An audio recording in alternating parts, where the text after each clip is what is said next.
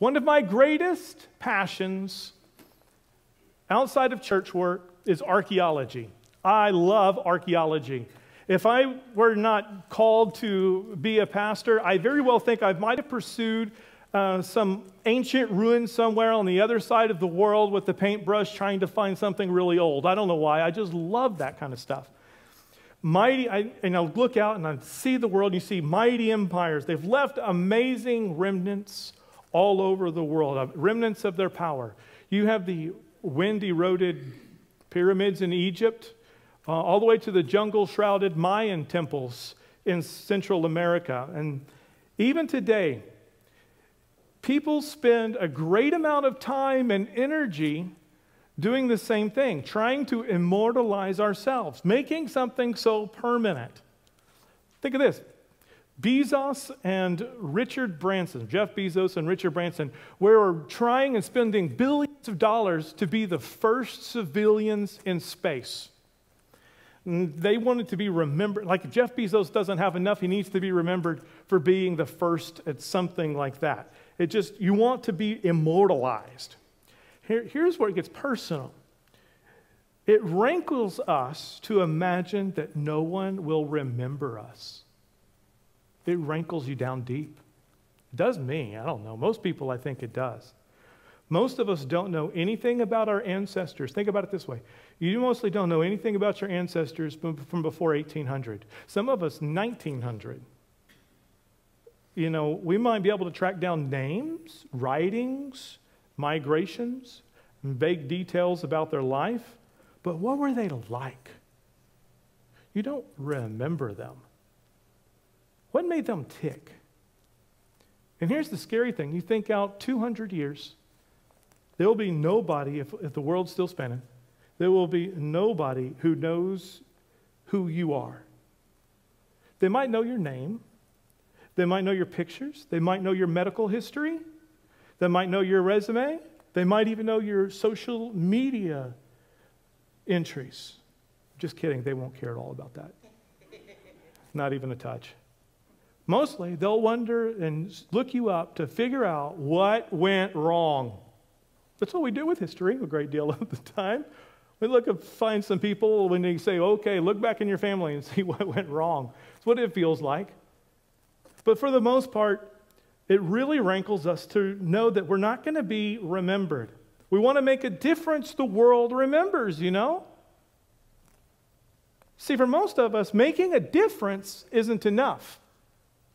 We want people to remember we made a difference. And so we build these structures up. This morning, we're going to look at an account between Daniel and Nebuchadnezzar, who I might be calling Nebu because I get tired of saying Nebuchadnezzar. I really got tired of writing it. But Nebuchadnezzar and Daniel are having these battles between it. It's going to teach you what is eternal, what really matters, and what is fluff.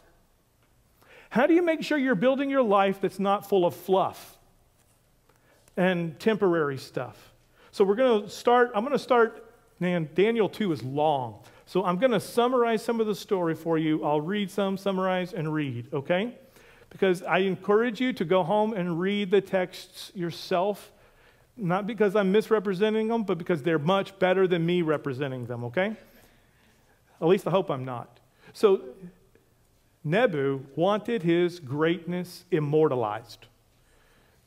He dreamed of a mighty kingdom until one night he had a very disturbing nightmare that woke him up in a panic. And he calls in all his diviners. He calls in all the conjurers and magicians.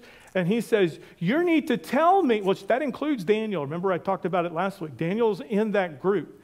And so he calls them all in, or as many as he can get. And he says, not only do I want the interpretation of that dream, he says, I want you to tell me what my dream was, and I want the interpretation of that dream.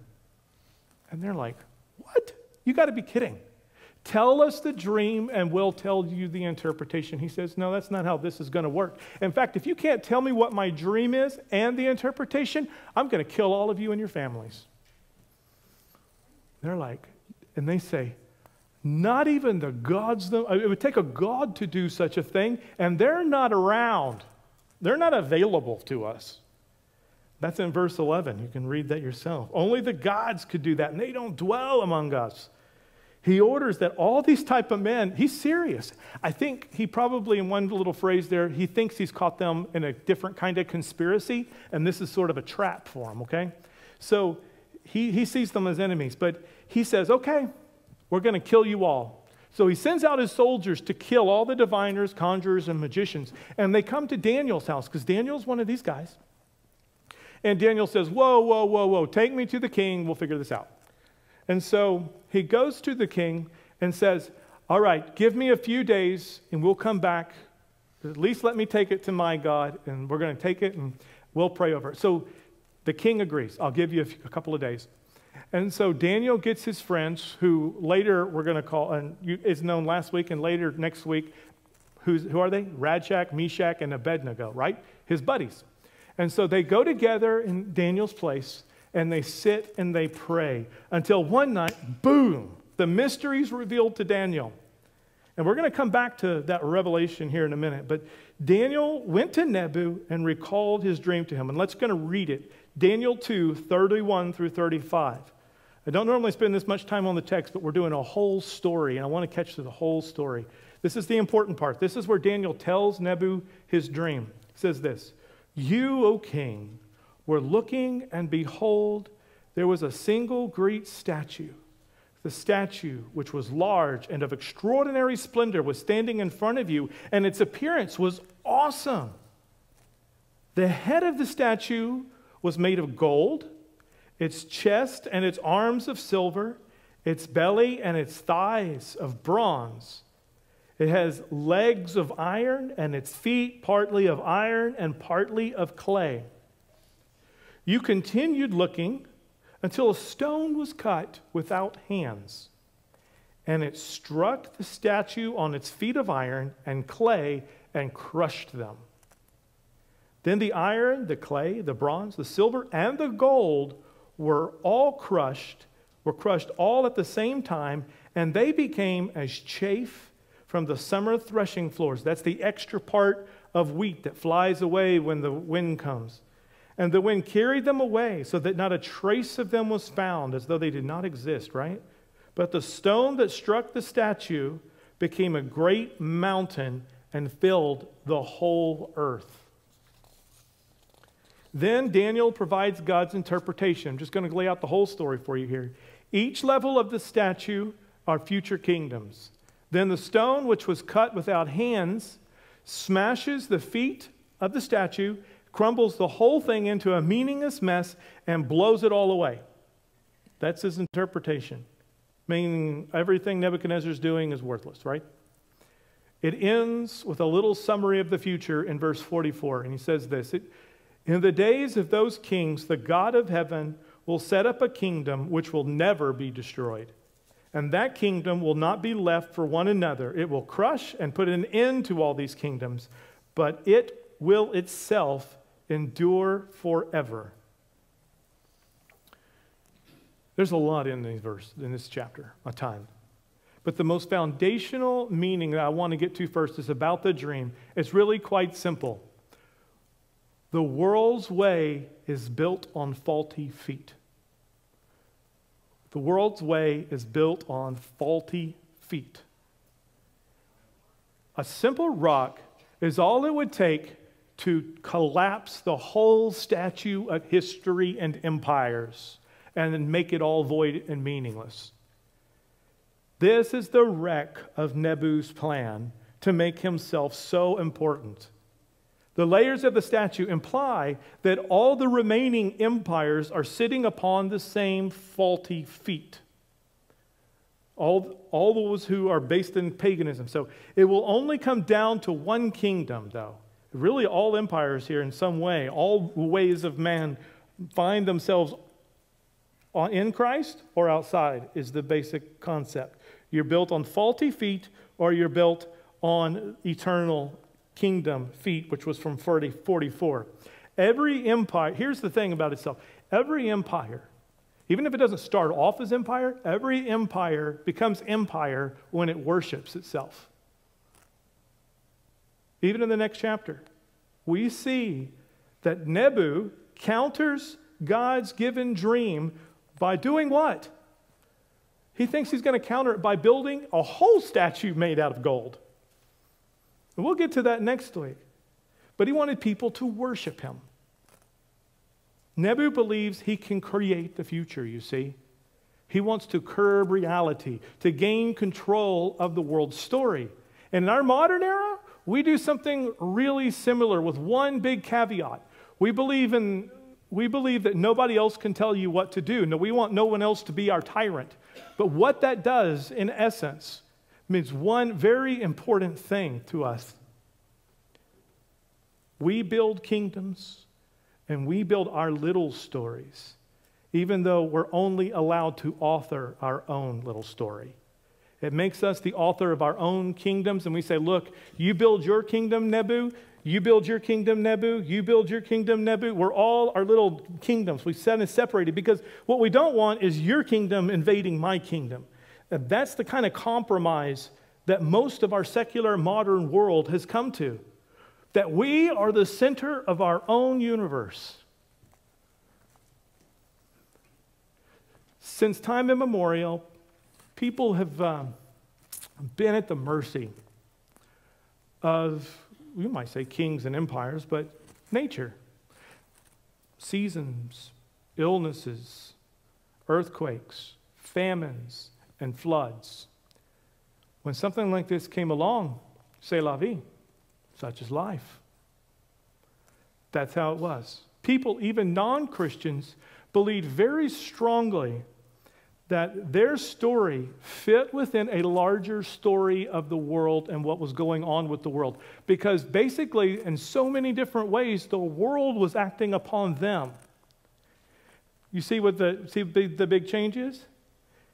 So the idea is that if I live in concert with this big story of nature for some civilizations, other civilizations with other gods and other pagan things, for Jews and Christians, if I live within the story of God himself, then that's how I flourish or will flourish someday. But that's gone out the window for most society. That was the general universal society. That's what they believed. But now, due to technological ideas, due to some concepts that are over 200 years old, the world is at our fingertips. Our universal ambition is to control nature, to take it back, to advance. And sometimes that can lead to arrogance, thinking, okay, now I'm in control of nature. Now I think no one should be able to act upon me. I'm a little bit bigger of a king. And before long, well, yeah, we're good at controlling some things in nature now. But before long, we keep going up. Our minds keep going, I'm a God. And then we get to the point of, I'm in control, I want all control. So what happens now is that the world and people and power are the raw materials for creating our own kingdoms. It's not that we're living in this story of God's story. We're not living in this narrative where we're part of what God is doing. We look out at the world and say, what can I make? What can I create? What can I do? Once it was just a matter of life that nature won. We now, in our own world, when it goes into chaos, we do something they didn't do. We start doubting God because we're supposed to be in control. We're obsessed with not being what technically would be the object of a subject. We don't want nature acting upon us.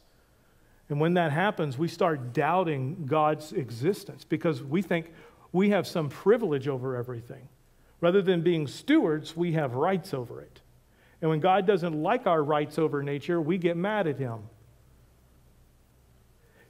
As this happened, all the way back in the middle of the 19th century, there was this guy. He was a philosopher, very famous philosopher. I know y'all aren't all into philosophy, but he's an atheistic philosopher. He's the one who originally said God is dead, which means we don't need him anymore.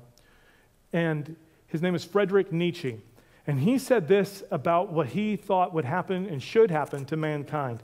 Human beings are called to transcend themselves, to make their lives into works of art, to take the place of God as self-creators and the inventors, not the discoverers of meaning. That means he's saying that we, our modern world, are all walking around trying to create meaning in our lives rather than looking for it in the larger narrative of what God is doing. When people gave up on God, all that they're left with, you might say, is to try to create their own little kingdom. Now, pay attention to the news. In these ways.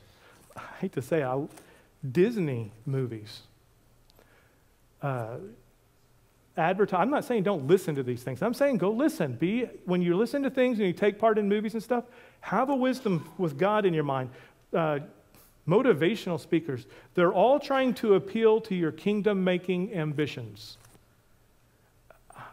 I know that many have their good intentions, and we try to keep tyrants out of our lives. We don't want bullies defining who we are. But you hear things like this. I bet you've all heard this. Don't let anyone or anything else define you. We don't say, make sure that Jesus defines your life, because that would be too particular, right? But we hear, don't let anyone define you. Why? Because you're the maker and creator of yourself. That's what they say. And we feel oppressed or depressed when anything hurts our feelings. Because without God, feelings and the inner self become the most reliable way to figure out the world. So how do I figure out what's going around in the world? How do I figure out what COVID or any of this stuff means? Where do I go if I don't believe in God? I get down, I sit down in my chair, and I go into myself. Maybe I'm lost in thought, you might say. And I sit there and I go to the altar of myself and I say, how do you feel, Pastor Wade? It doesn't feel good. Well, then it must be evil. Well, then it must be satanic. Well, then anyone who disagrees with me must be unfaithful. I've done all of this without going anywhere else but reflecting on the altar of my own heart. Because that's where you get answers. That's where the world gets. That's where Nebuchadnezzar goes to find answers. He says, how does this make me look powerful? How does this make me look good? How can I get my way as emperor? This is the great deception. You know what happens when people disturb our inner altar? We send them to virtual hell. You can just go away. You've hurt me, my feelings, my insides. And you can just go to hell. That's pretty much what we say to people. That's what people at the world say.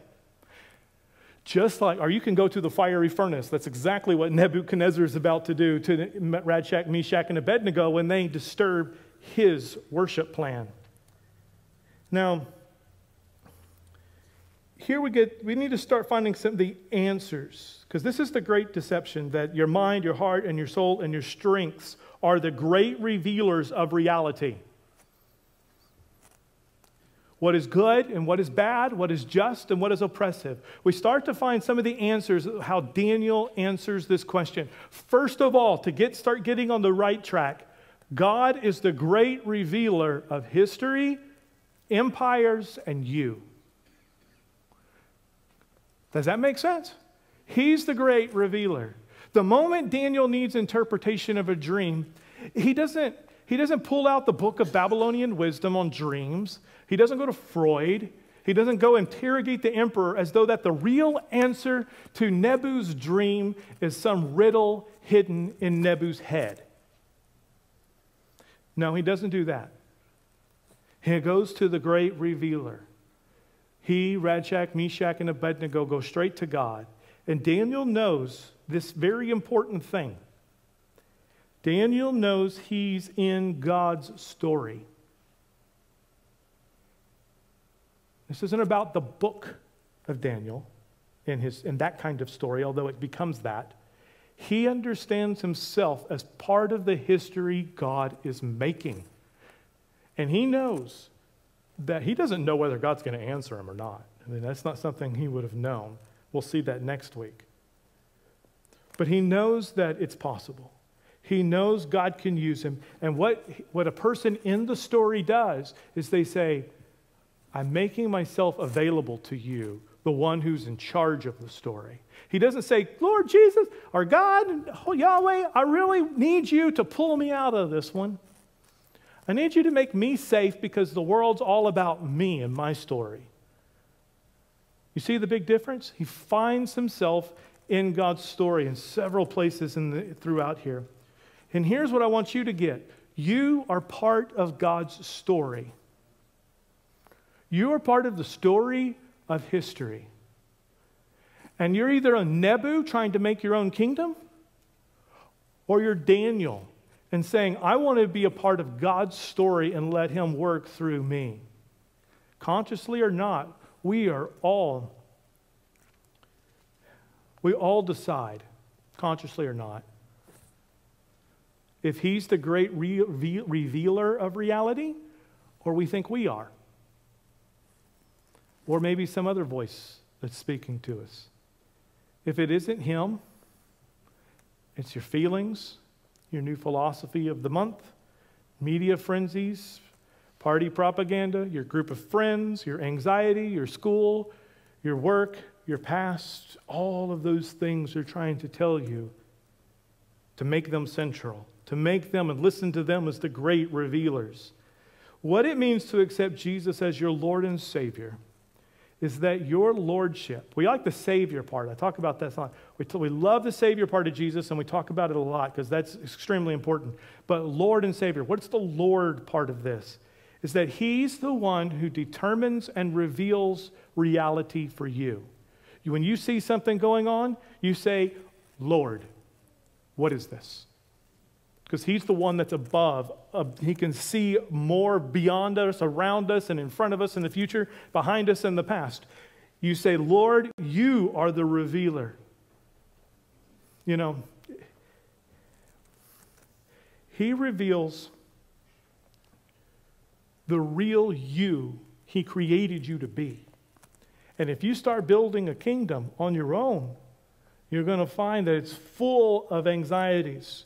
It's full of things and sins and deep, dark places. I found it in my own self. When we go outside of those places and we say, I want to create me. He reveals, again, the you. This isn't some method of, I want to get this through. This is not some method of praying every day. It's not a method of praying that Daniel does here.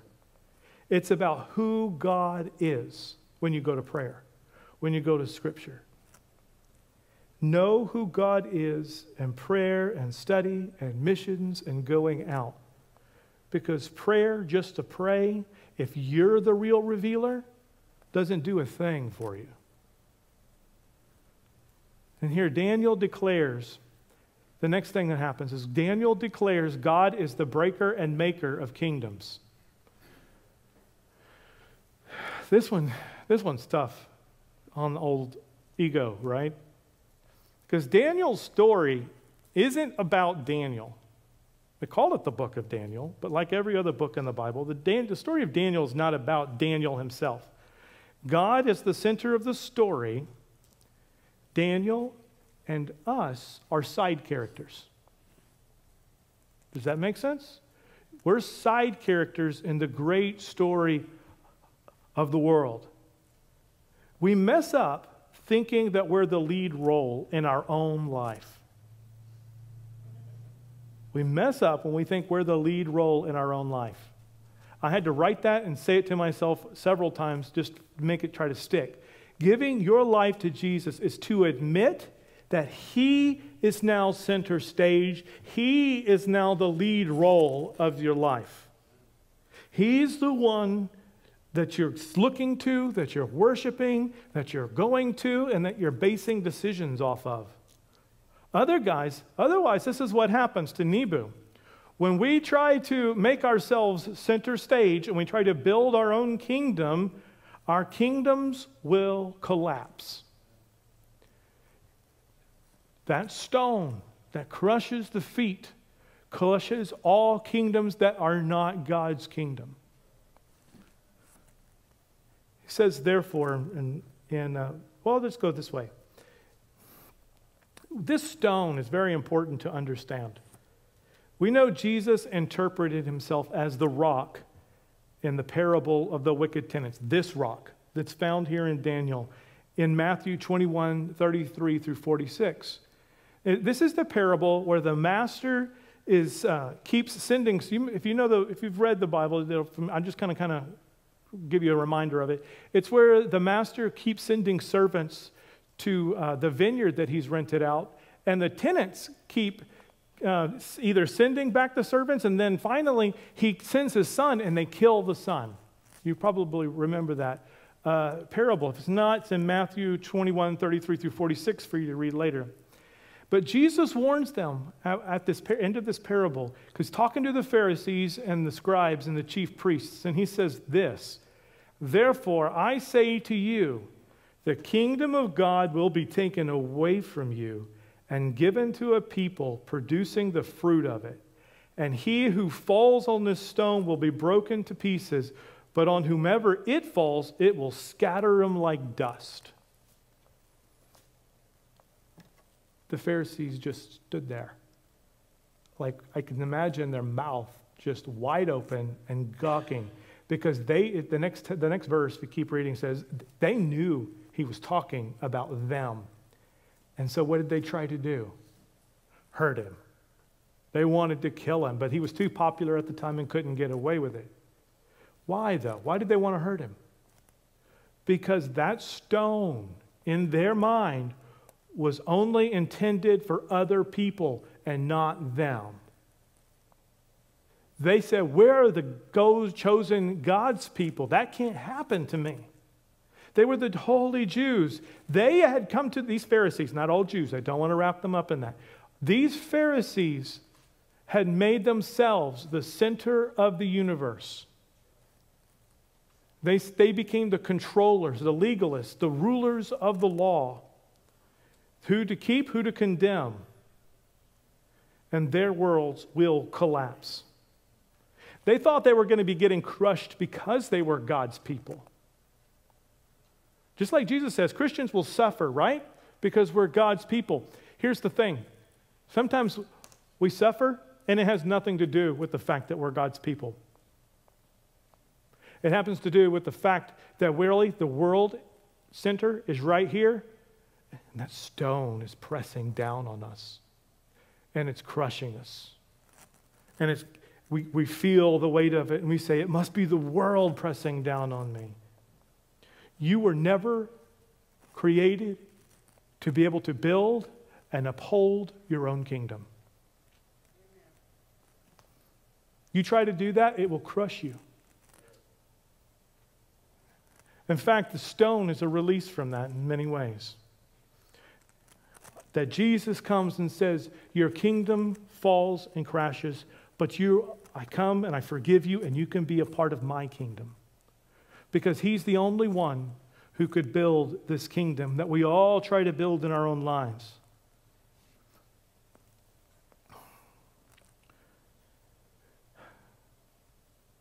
We have given the right, the freedom, for everyone to decide that they're kingdom makers, as I've said many times. But with everyone building, we must crush one another. You see this happening with Nebu in the empire, and we feel it. We don't want to be crushed, so we retaliate. We like our kingdoms, but we make certain we build. Here's the point. Make sure you're building on God's kingdom, not your kingdom. Or you're going to crush other people to try to do it. And here's where we're kind of wrapping up this at, because this is going to get to a big application here in a minute that I want. If you don't catch anything else, I want you to take what it's going to be coming here in a minute. But here, first of all, the end reveals the whole. Does that make sense? Have you ever read a book, maybe watched a movie, where once you got to the end of it, the whole rest of the book had a whole different meaning? You might say The Sixth Sense. If you need an example, The Sixth Sense does that, where you're assuming all this stuff as you go along, and then the end happens, and it reinterprets the whole the whole story. The kingdom of what he's telling Daniel here, he's telling him the end of the story so that he can make sense of the world and the way it's going right now. We get this sense. It's hard to even explain. Think Back to the Future. Have you ever seen that movie, Back to the Future? It's one of my favorite movies. And Marty leaves this sports almanac back in 1955, and the bad guy, Biff, right? He gets a hold of the book. And when Marty gets back to 1985, Biff is just like this multi-billionaire. Because, why? He knew the future. And because he knew the outcome, because he knew who would be victorious, he could bet all of his stuff, he could bet all his life savings on that person and know that he would win in the end, right? You know, God is saying, you now know Nebu's not victorious. Don't put your money down there.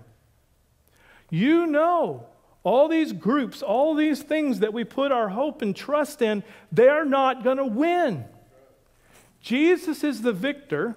You've got the sports almanac that we always wish we had in 1955 and could bet all the money on, right? He's given us that. And you give your life to Jesus and you put everything you have in that, because when you come out to the end, you know that you are going to be amazingly blessed. He tells us and reveals that to us. But he does it in this, we got to take this to another level. Because we don't get the exact disclosure that we really want, because we all want to know when and how and all this stuff that's going to happen. But rather than pondering how he will bring an end, we realize that we have the answers that we need so that we can see how we need to live, not how he's going to do it.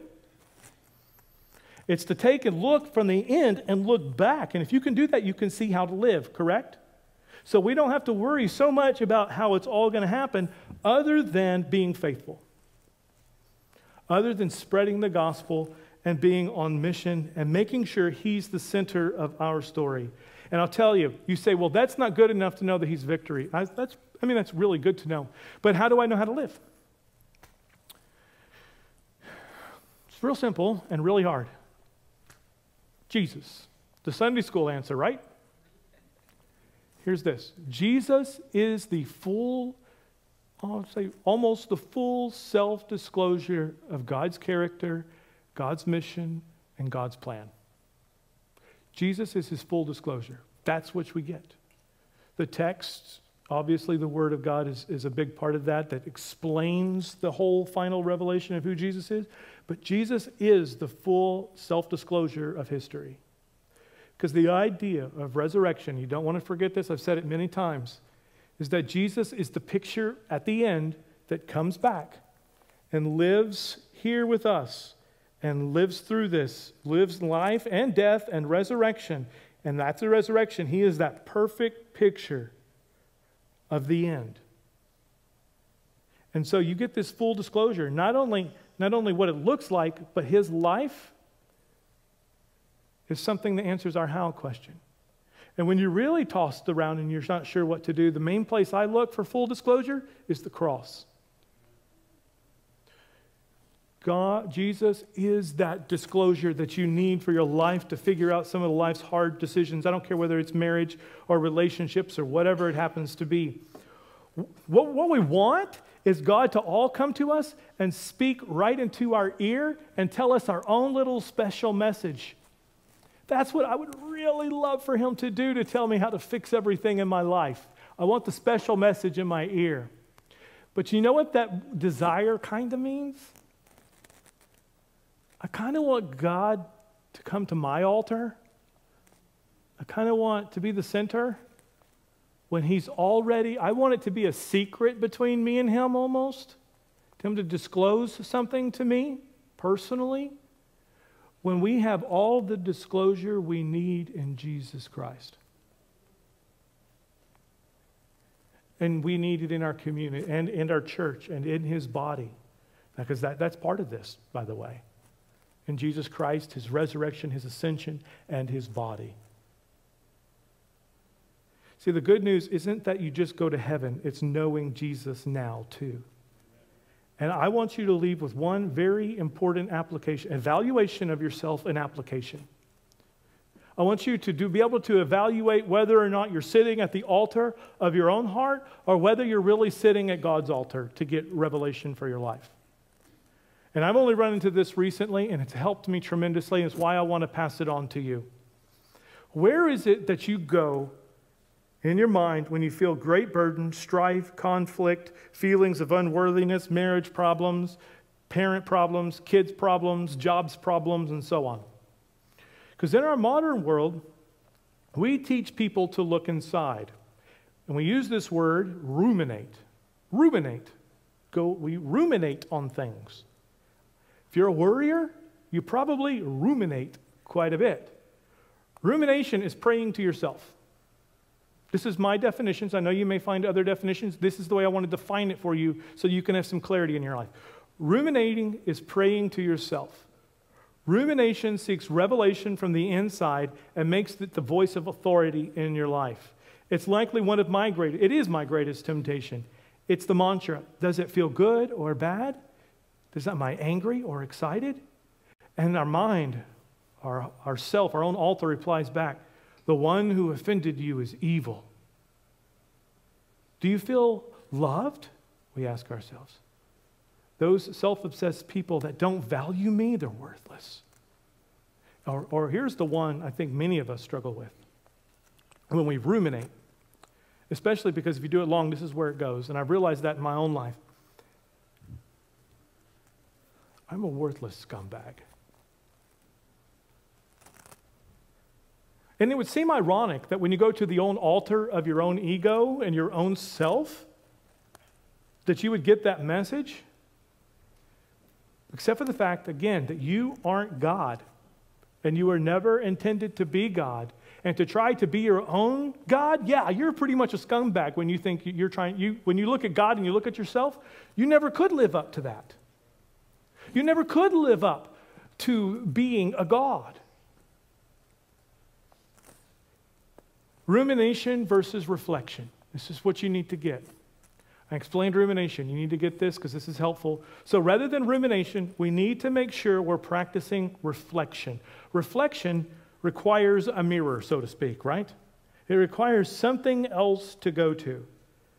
But this mirror that you go to shines back what God sees.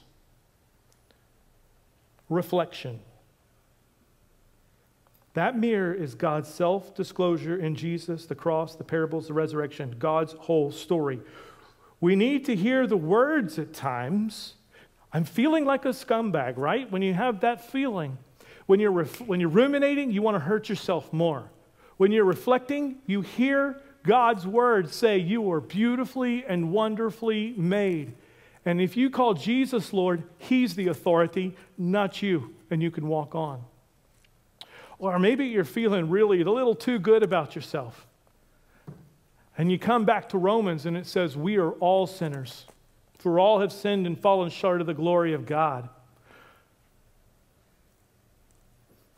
Are you reflecting when you're hiding problems? Or are you ruminating? Psalm 1 that we read just a while ago. If you go read Psalm 1 and you call the seat of scoffers, you realize that phrase might be you and your own altar, not other scoffers. It's you scoffing at yourself. It says that's the pathway of evil, but what is the right way? But his delight, the righteous man's delight, is in the law of the Lord, and he meditates on it day and night. He doesn't ruminate day and night in his own self. He treasures God's ways, treasures God's texts, and reflects. Do you see the differences? I hope it's clear. I don't want to talk on it all day. But you see that the same command, the exact same command to meditate on God's law day and night, that was in the very beginning of the book of Joshua. At the beginning of the book of Judges, there is this section where he says they stopped practicing that. The very last line of Judges is today. Everyone did what was right in their own eyes. Meditate and reflect on God's ways. But if you ruminate, you will find with yourself, with the rest of the world, doing what right in your own eyes. Check yourself. As you're going through struggles and tensions and anger and frustrations and marital problems, when you're thinking through those problems, are you reflecting on yourself and maybe what the world told you was a good way to think? Or are you going to God's place? And I'll tell you this, you're going to have to invest some time in God's Word, or else you won't be able to reflect on God's Word. We talk about reading the Bible and all this stuff as though it's just magically going to happen. You can read the Bible all you want, but if you aren't doing reflecting, it didn't do you a bit of good. You see, put these things in your heart and treasure them. I don't want you to beat up yourself. Just because you're going to find, when you find yourself ruminating, don't beat yourself up. Intentionally take the text. Find somebody. Daniel took Shadrach, Meshach, and Abednego, if I can get them right. And he took those people with him because they're part of that community of reflection too. And you're not on your own with God. Daniel didn't do it alone. You don't have to do it alone. If you do it alone, you end up a broken kingdom. So I challenge you to change your habits. Invest in God's Word. Invest in the kingdom. If you're struggling with this, there's a song. Say you're struggling with that this week. Last thing. There's a song called Only Jesus by Casting Crowns. And I want you to play that song. I can't be there, or you might can play this back. Really, in 2 minutes, they say what you need to get. Only Jesus. It talks about not caring if I'm remembered, not caring if everybody worries about my legacy. What's permanent, what's eternal is that people remember Jesus. What's permanent is that you reflect on Jesus. Only Jesus.